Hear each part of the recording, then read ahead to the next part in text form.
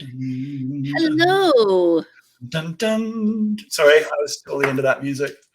I just noticed that our intro says Mondays at 10 a.m., so we have to change. Oh, yes. Well, okay, that's a little glitch we can fix. There's always good glitches to fix. So welcome, everybody. It is Thursday, April 6th, and we are doing our monthly market update for March. Yes. And we're changing our time, right? We are changing our time. So we're going to come to you now live every Thursday instead of Monday. And instead of 10 a.m., it's 9:30 a.m. We just felt that that would work better for everyone, including ourselves. Hopefully you can join us in future Thursdays. And who are you, by the way? Who am I? Yeah. That's a question I ask myself every day. I mean, philosophers have been worrying about this question for forever. And yeah, I think therefore I am. I am called Andrew Plank, and I happen to work in real estate in Victoria, BC, and I am licensed with LePage. Okay, and I'm Jane Johnston. I'm with the Briar Hill Group. I'm so much more than that, and so are you. So how was your week?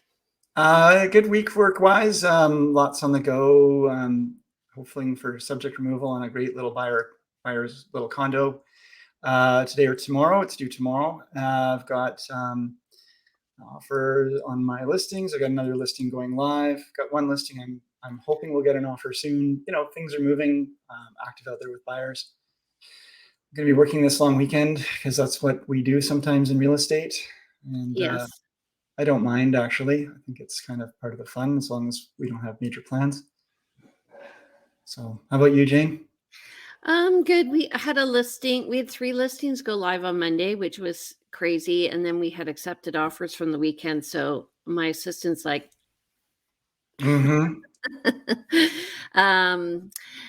it was like, I had to say, okay, listen, spend the first 2 hours working on the first listing, second 2 hours working on the second listing, and like just separate it so we don't make any mistakes. It's always really hard to do that. And then, and we got multiple offers on a listing in Fairfield. So that was good and went over asking. So.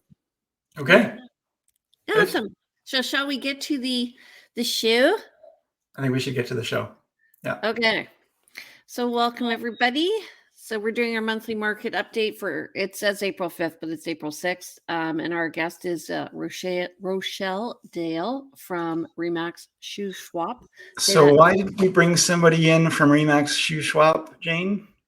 Because you know what, her market's just starting to heat up too. And I thought it would be interesting to get a different opinion on what we're seeing, whether or not it's happening elsewhere in BC. Right. She's go ahead. Well, we can get very centered on what's going on in Victoria and think that that's the entire market everywhere, and forget that, you know, other areas may be busier or less busy, and trying to understand what's causing those is really helpful for us to sort of predict the future too. So it's always nice to connect with another agent from another place and hear what they're experiencing. Yeah, and she's a top-selling agent in RE/MAX in the Shuswap. She's in Salmon Arm, BC, which I actually stopped off on a train ride across Canada in 1981. Okay. How old I am. But she's a top producer. She's an award-winning realtor. She got the Chairman's Award last year. So let's bring her in. Welcome, Rochelle. Good morning. How are you doing? I'm doing great. Well, I just want to say congratulations. You actually look like your picture. Do I? Well, thank you, Jane. That's high praise, and you know, I've actually got to update a lot of my pictures because I have a number of them with the beard, but I have some that are probably about 8 years old, which I always said I would never do this, but yeah, I look a lot younger and fitter, and no facial hair, and more hair up top, and people see that and then they see me and they're like, I wouldn't connect you with that photo. Oh, you look awesome. Don't worry about it. Well, thanks. But I mean, I will say that my main photo looks like this, but on my website, there are definitely older photos. Anyway. We can tell you're you.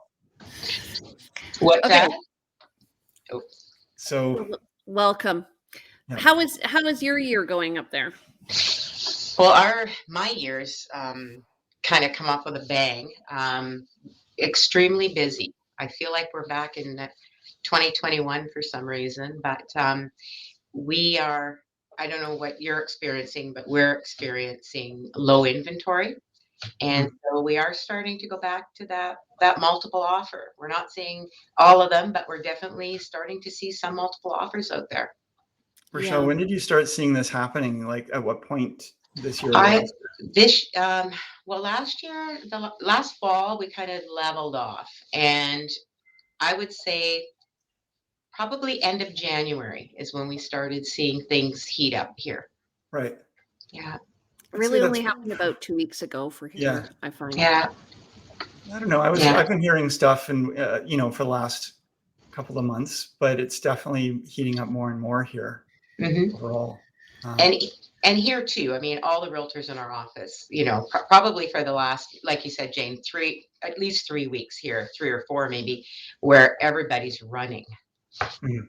which we didn't see that the last half of last year, even though last year was still a good year. Yeah. Yeah. I heard a realtor say I did a realtor open house the other day, so those are coming back, which are quite popular. And he's a newer realtor. He's like, I have to write an offer. Oh my god, like this damn offer. And I'm like, don't say that negative stuff. That's, You're he was lucky. upset that he had to write an offer. Yeah, I'm apparently. confused. Isn't that part of our job? Yeah, I know. Whatever. Okay. Okay. Anyway, okay, let's go over the stats. Yeah. I'll do the first set. So I'm comparing the beginning of March to the beginning of April. So we had 66 net unconditional sales in March of the first week. In April, you know what? This was a monthly stat summary here. So 590 sales in March 2023 compared to 833, which was our best March in a long time last year. I'm just going to go with the right hand side there. Yeah. 1,118 new listings compared to 1,217. Yeah. So down 10% approximately. And active listings were up at 1970 compared to 1,063. Now we do have 1,400 realtors, so there's one for everyone. There's more than one for everyone. So our active listings inventory is definitely almost double last year. Rochelle, you were saying that your inventory is really low. Our inventory, even at 1,970, is still really low. It's just that last year was extremely low. Really low. Yeah. So what's interesting though is the number of new listings coming on is, yes, 10% difference, but that's pretty, like, we're seeing good active, number of listings coming on. And our unconditional sales, although lower than 2022, which was a banner year, 590 is not nothing. There's definitely activity happening this year, and it's definitely starting to heat up. Yeah. So just looking week over week for April and March. In April, we had 290 new listings. In March, we had 231. So definitely a little uptick in the number of listings. Pendings were at 177. So ratio wise, we're doing well. In March, they were at 108. So definitely a more active market and price decreases. This is what amazed me, 91. So that's compared to 64. So people are realizing if they're not getting the offer, it's time to reduce the price. They're a lot more quick about it than they have been in different markets where I'm finding people are a lot more realistic around this. I mean, just based on these numbers, it's really clear that people are getting their property on market, and if they're not getting activity in the first couple of weeks or whatever, they're actually a lot more quick to make changes. And I don't know about you, but in the past, I've always found that it can be like pulling teeth to get people to consider a lower price point, even if everything is indicating that's what should be done. Yeah. What are you finding, Rochelle, in your area? We definitely have an uptick in listings. I mean, I'm seeing many come on every day.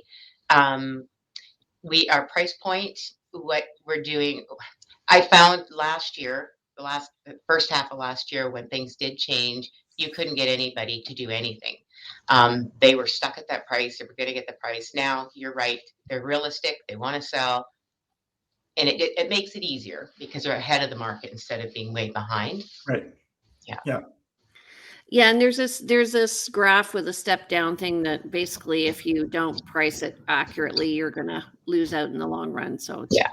it's a good Yeah, thing. you're going to follow it down, right? Yeah. Okay, Andrew, you want to explain this one? This is sort of the same data, This right? is the same data, just using, the speedometers. So we've got here, and this is using the Greater Victoria data set, and just does a bit of a different metrics. 554. This is for the month of March. 554 closed properties, 967 listed, 87 expired, 554 pending. So the numbers are a little bit different, but that's because it's pulling from a bit of a different data set. Interesting, the average list price is 958,594. The average closed price was 942,230, 321. So just slightly under, but not significantly under. We had 550. Yeah, so you can again see that these expireds and pendings. Down, units are down over the same period last year, 34%. In terms of closed, the number of properties listed are up 4.3% over last year. The number of expired listings up 157% over last year. And again, nothing was expiring last year because everything was selling so quickly at this time. Next month, it'll be interesting because that's about where we started to hit the cliff and things started to fall apart. Right. So we'll start to see a big change in these stats. But and the number of pendings, the properties that were went unconditional, they're down 34% over last year. Which is not surprising considering last year was 100. What is it? 1 to 12 or 10 to 12? Yeah. 10 listings, 12 sales. Okay, what about this one? I'm just going to make this. This is just showing the progress from April 2022 last year to March 2023 this year. And then you've got the darker sort of teal color showing the number of properties listed for each month. The line going across is the number of properties going pending in each of those months. The lighter greeny teal was closed, and then the reds were a number of expireds. You can see that there were quite a higher number of expireds last summer, fall. And even in January, there was a number, and then those lines are getting thinner as we move forward. Any comments on that, you guys? Well, go ahead. Well, I was just going to say, I actually quite like that statistic there. It really shows kind of what's going on. Do you get these right from your board, or are these you're making them? It's a subscription service I have to optional. You can actually access this yourself. So anybody watching who's a realtor, I'm using the Realty Server system. They have a program or a solution called Exposure, spelled XPOSURE, and they have a trends section which you can use in CMAs as well as for just monthly information. And this is where this comes from. And on the website, it's actually interactive, so I can change this from units or price points to units and different things, so the metrics will change in real time. Okay. Thanks, Unite. I love this. Okay, let's go to the next one. Okay, this is another one from the exposure system. So this is current and previous year, right? Current year and previous year. So yeah, this one's a little confusing to me because I guess it must be like from April 2022. In April 2022, there were 1,238, and this I think was the number of listings, and versus 1,370 sales. It would have been April 2021. That's the blue bar. And so you can just run through here and see what the two different years kind of how they compared, and what we're experiencing here. So, and then the lower one that's just showing you the difference, whether there was up, how they were up or down. So those are total listings. You know what? I don't see the header on that. It could be total listings. It could be total pending sales. I don't actually remember. Actually, if we go back a couple, because I can look at that 937. Let's just confirm that. One more. 967 listed. So it's listed. Yeah. That was listed units that we were looking at. Yeah, so we're looking at a lower number of listings. So we peaked last spring, and then we had a little bump in the fall, and then we've gone down. It's some of it is seasonal. Yeah, absolutely. Okay. And you never expect it to all, just line up equally. So. Okay. Well, let's look at this easy to read data. Go ahead. I'm just curious, we feel we peaked here end of February of 2022, and I see we went down 12 to 14%, and then we've kind of leveled out. Is that what you're seeing? Yes, you're going to see that coming up, definitely. Yeah, okay. Really clearly in some of these stats that are coming up, for sure. Yeah, and you actually can see here. So this is 2 years worth of data. So we peaked in February. Price-wise, this is reporting on sales, by the way. Okay. So price-wise, the action happened in February, but the sales probably actually closed in March or April. Mm-hmm. So we went from 1.2 2 years ago to 1.450 in April of 2022, and now we're down to just under. Well, we're about 1.2 again. Yeah. I've been saying we're kind of back to 2021 prices, and it's pretty clear that. Everything that was the gains from 2020, 2022 are just gone. But where we go from here is going to be the interesting question. Yeah. Okay. So condo apartments, Andrew. Yeah. I mean, it's interesting. The graph is really smooth over, 2021, 2022, and then it gets towards late 2022. It starts to get a little jangly there.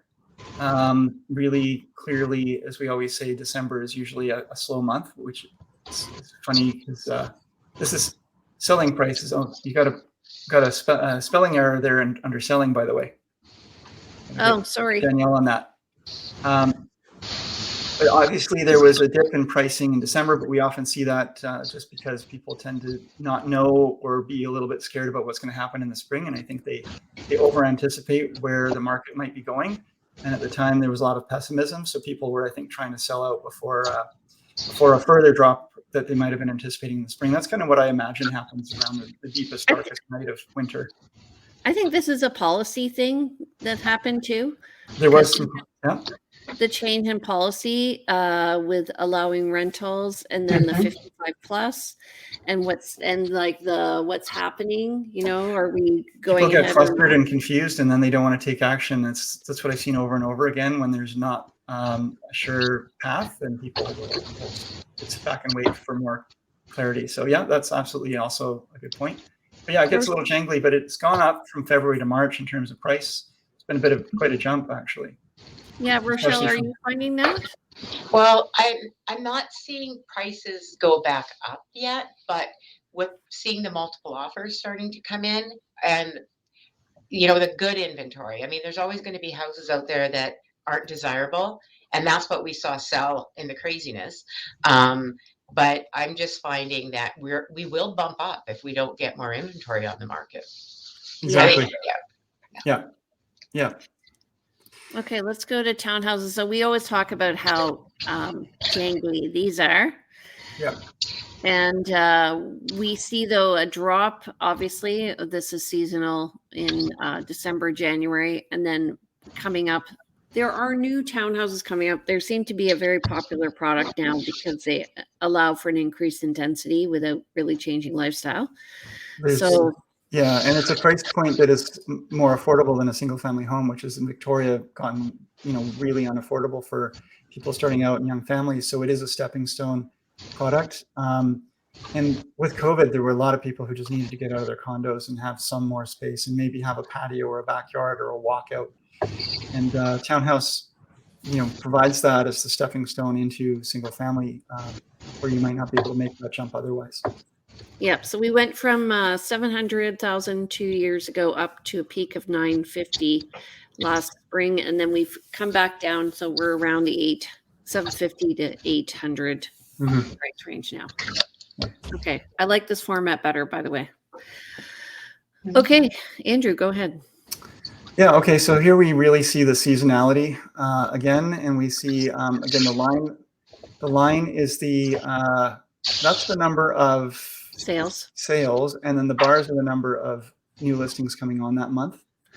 So we've got the pending sales versus the new listings, and you can see again 2021 pretty active at the beginning. This is cycling down low in December. The hump that we always see, we typically see in the spring of new listings and the sales following. The sales started to drop off before the new listings were getting more and more, and the sales were dropping off. And that was kind of showing us that we were starting to hit our peak there, and the market started to fall apart, where we were having more listings coming on than we're selling. Bit of a bump up in sales, interestingly, in October 2022, but then the sales continued to go down, but they are moving back up here again in 2023 and following what I think is going to be a similar pattern that we always see in the spring, is this arc that we saw from January 2022 to July, August 2022. So we are seeing a lack of inventory though in January and February. Mm-hmm. We are. It's low, although if you look at January 2022, there was even less listings. January more, and February it kind of averages out between the two. But March we definitely have that bump up, and I know again that there's going to be a lot more listings we're going to see this April. A lot of people talking about listings coming live.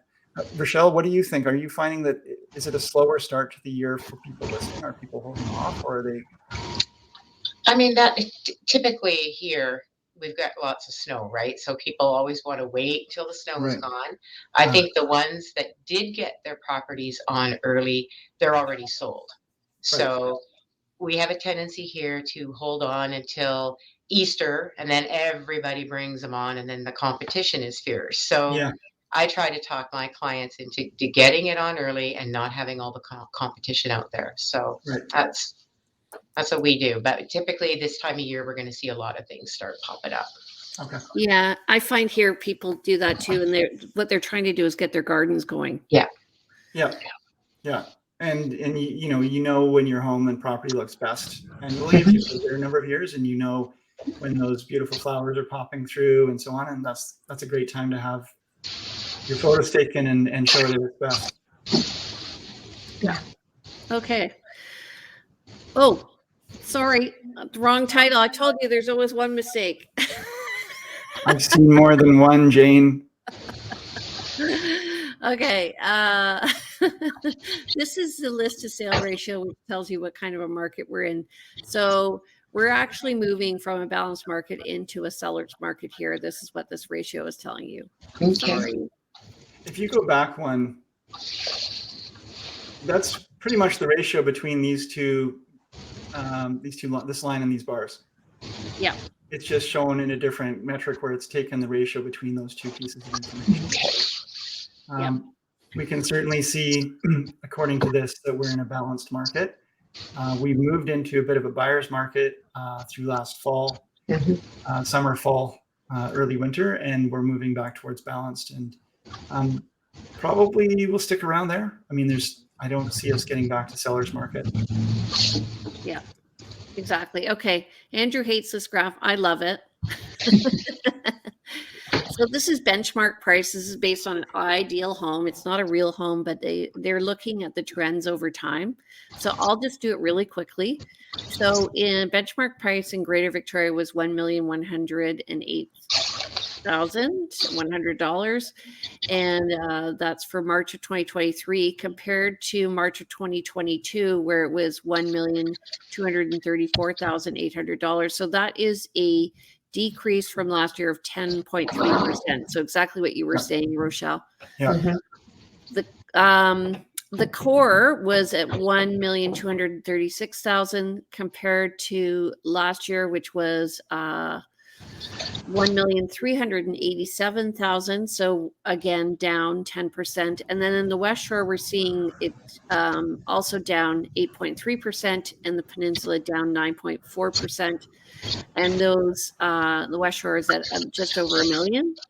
And Peninsula is at $1,170,000. So I remember when we got into real estate, Andrew, that houses in the Peninsula were not that expensive, and now I'm seeing we're evening out over the city. Hey, Yeah, I think people are more comfortable. Well, there's more comfortable being a little more distant, I think, because there's a lot more working from home.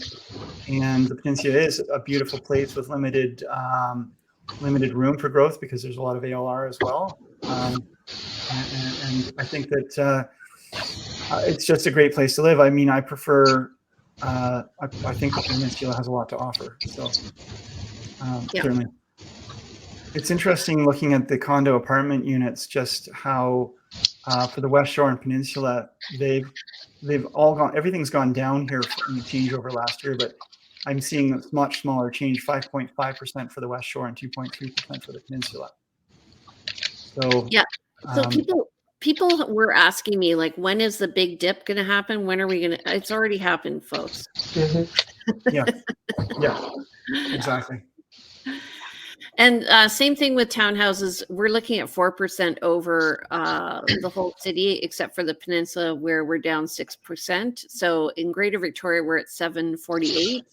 In the core, which is the 5 main areas downtown, we're at 813,000. West Shore, we're at 678, and Peninsula, we're at 747. So if you're looking for a deal on a row townhouse, you want to go to the West Shore, and there are some new ones that are well priced. Yeah.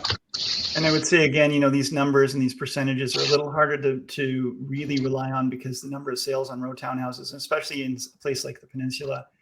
I just did a CMA on a townhouse recently out there. There's not a lot of sales, or there's not as many sales as you'd have in the greater area or the core. So that data could definitely be skewed when you see that 6.3%. That could just be an anomaly from a couple of sales. Are you finding that, Rochelle? Are you finding like the prices over? You've been in real estate a while. Like, how it used to be like this in the city, and then outside. Now it seems to be more flat. I would say, yeah, I would tend to agree with you. What we're seeing, like in our market right now, is our townhomes and whatnot, especially the ones that don't have the 55 plus rule. They haven't come down because there is none. Like, Right. so, but as far as the core, like, Salmon Arm used to be where you would spend the most money, right? And you go out more to the other areas, but those prices are pretty, indicative right straight across the board. Right. Interesting. Do you who is the demographic of people who buy in your area? Well, it used to be. We used to be semi-retired, retired community. I was actually in a focus group last night, and within the last 5 years, we're really the young people. Like our average age, I think, used to be, I was told, kind of that 55. We're now 48. So we are really changing over the last 5 years, and then COVID just kind of pushed it to the next level. Mm-hmm. Yeah. It doesn't surprise me because, again, I've got 2 young men and sons, 19 and 21. And I don't, when you look at the affordability in Victoria and how people are struggling to make ends meet, just even for rent, that there can't not be a push to the outer areas where things are more affordable. What is your average house price in Shuswap or Salmon Arm? Well, right now, I was just trying to figure that out in my head because I didn't pull the stats. I haven't even looked at the stats this year yet. And that's terrible, I know, because you're both maybe just give us an example of like a home that or. Okay, so a typical or a brand new home, walk up, you're looking at, say, 930,000, brand new, without GST. So by the time you're done, you're still going to be into it for 1.1 million by the time you do everything. A typical bi-level, 1970 bi-level, you're looking anywhere from 560 to 620. I would imagine our house price right now is probably about 560. I would think 570. It used to be, that 630. And that was like last year. So we have, definitely come down. Right. Interesting. And so are you finding what about recreational properties? Well, we saw kind of a stop to that, but now I look on the market. I just listed a waterfront yesterday, and I think I've had 8 showings I had an offer written, and we're not even taking offers. So we're doing the direction of offers again. So there's not a lot of waterfront out there right now. So I think, and what we're seeing actually a little bit of a shift is Albertans are starting to buy those waterfronts again. And we haven't seen that.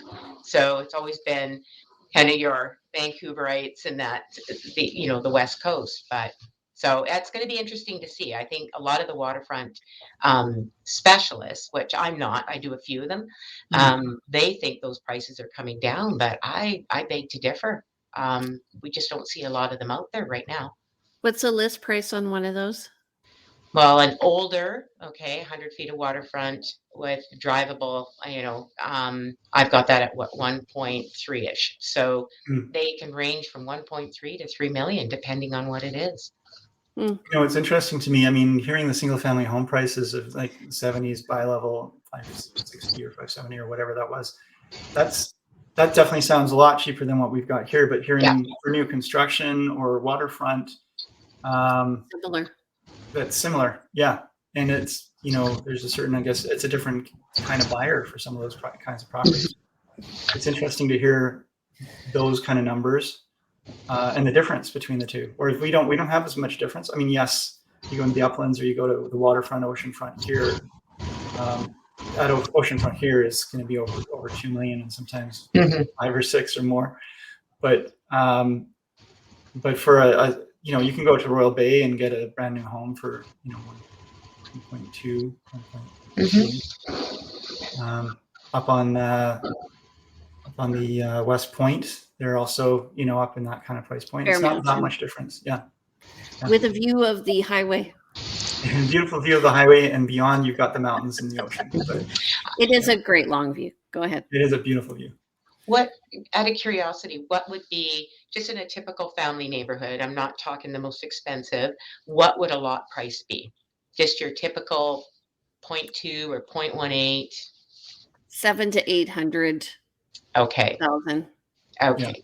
So here you're looking at the lowest being 250, kind of the norm I'd say 280 to maybe 320. Yeah. Yeah. Building costs are so high everywhere, though, it makes it hard to keep the price down on the new construction like you were talking about. Yeah, I have clients who want to do a build, so it will be, land plus, and I'm just not seeing they're thinking they're going to save money, but they'll get the house they like. But I think that the cost will escalate. It'll just cost them more. And it will, because I just finished building and I was up 7% over my quote. Oh, so yeah. Yeah. And it's just, but I also think that in 10 years, I'm going to say, thank God I built when I did, because I do not see those prices coming down. You'll see fluctuations in lumber and stuff, but that's such a small fraction of a building. How are you finding getting skilled trades? Because we are really not getting, it's really hard to find. Everybody's so busy. It's hard to get skilled trades right now. I think here, your builders have their own groups, right? That build for them or do their trade work. So I don't find that. I'm hearing now electricians, some of them are getting laid off. So there's not as much building going on now as there was. But the good builders are still booked solid 2 years out, right? So same here. Yeah. So sorry for flashing that. Actually, I was trying to change to see if I could change the way that it's going to display. Okay, we're coming to the end of our show. So thank you, Rochelle. I really appreciate your perspective. I find, we are in our own little bubble here. It's nice to discuss with people what's going on in their market. So have you enjoyed hanging out with us today? I loved hanging out with you. I get very nervous when I'm in front of a camera, as my assistant will tell you. It's the least favorite thing in my world. But I do thank you for inviting me on the show. Well, thank you for showing up. And yeah, you did great. We did great, right? Yes. How do people get in touch with you, Rochelle? They can give me a shout at Remax Shuswap, which is my cell number is 250-804-9327, or they can send me a quick email at info@rochelledale.com. Okay. And that's ROCHELLEGALE.com. CHELLEGALE.com. Okay. Awesome. You can also follow her on Instagram at Rochelle.Dale. Rochelle. Rochelle Dale. Rochelle Rochelle Dale. Dale. Yes. Thank you. Okay. No problem. Andrew, Okay. how do people reach you? Yeah, you can reach out. Phone 250-360-6106.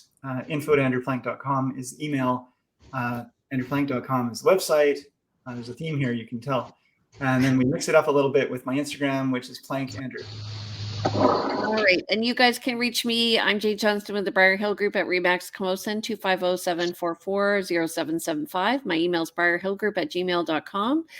And you can visit my website at briarhillgroup.com, or you can go to the Victoria Real Estate Show and see all these and more episodes about what we've been doing in real estate. And if you like what you see, we're going to ask you if you could please like our posts, subscribe to us on YouTube, please comment and share it with your friends, anybody who's looking for real estate in Victoria. All right. Adios. We will see you. Oh my God. We will see you next Thursday at 9:30. Thank you for coming. That's great. Okay. Thanks, everybody. Bye. Nice to meet you guys. Nice to meet you, Rochelle. Nice to meet you. Good to see you. Okay. Bye, Jay.